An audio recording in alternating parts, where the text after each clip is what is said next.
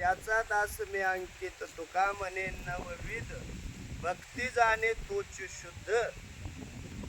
आज वैकुंठवासी धुळा रामू गुरुंगले यांचं 18वं पुण्यस्मरण आणि या 18व्या पुण्यस्मरणानिमित्त तुम्ही जमलेले सर्व नातेवाईक पाहुणे मंडळी या पंचक्रोशीतील आज धुळा रामू गुरुंगले हे एक सिद्ध पुरुष गुरुंगले कुळामध्ये एक आमच्या कुळामध्ये जन्मलेला एक सिद्ध पुरुष आहे. सिद्ध पुरुष म्हणजे काय तर त्याने आयुष्यभर केलेली भक्ती सिद्ध करून दावली.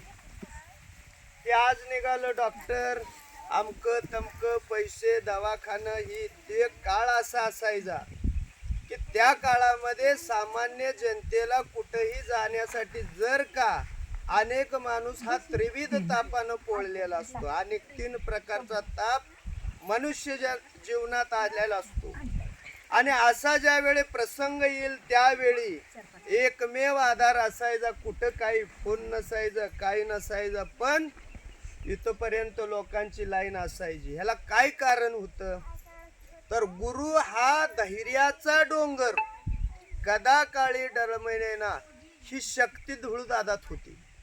ही शक्ती धुळादादात होती. अनेक जीवांना नुसतं येऊन जरी त्यांचं दर्शन घेऊन गेलं त्यांनी सांगितलेला जरी शब्द जरी त्याच्या कानावर पडला तर माणसं नीट होत होती. काय दवाखान्यात जात होती.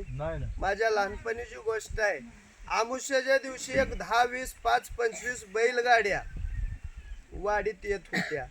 कारण काय येत होत्या तर धुळा बुरुंगला हा एक साधू सिद्ध अवस्था प्राप्त करून घेतली होती. याचा अर्थ काय त्यांनी केलेली भक्ती सिद्ध. मग सिद्ध भक्ती झाल्यानंतर काय होतं तर वाचा शक्ती प्राप्त होती.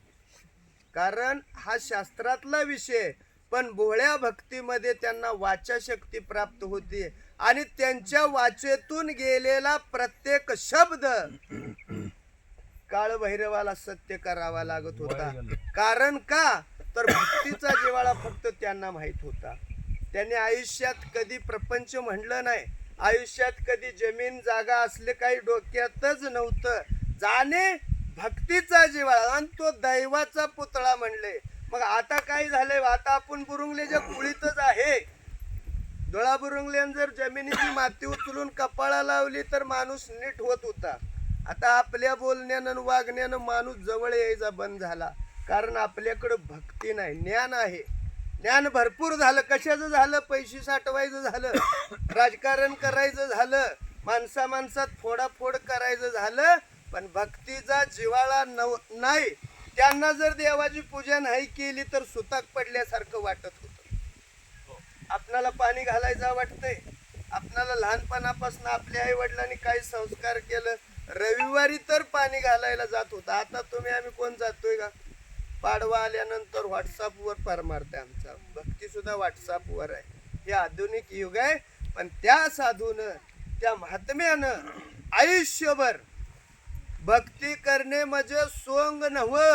भक्ती करणे म्हणजे दुरीनं दगड कापणे. तुम्ही म्हणणार महाराज गोळ्या संपल्या काय तुमच्या? दोऱ्यानं कधी असला मोठा दगड कापतो का? कापतोय का मंडळी? कापला पाहिजे. कापत नाही. मोठ कुणी हाणले का? बघाय मिळले नाही तर तुम्ही हाणणार कधी? मोठवर असणार ती सोंदरानं दगड कापलाय का नाही आबा? कापलाय. तशी भक्ती आहे. मग किती वेळा मोठ माग पुढे केली असेल. दोऱ्यानं जर असली मोठी शिळ कापत असेल त्याला खच पडत असेल तर किती वेळा मोठ हाणावी लागल. उभं आयुष्य भगवंताच्या भक्तीत झिजवलं म्हणून ही खाच पडल्या. तुम्ही एवढी जण इथं आलाय. माणूस किती दिवस जगला ह्याला महत्व नाही.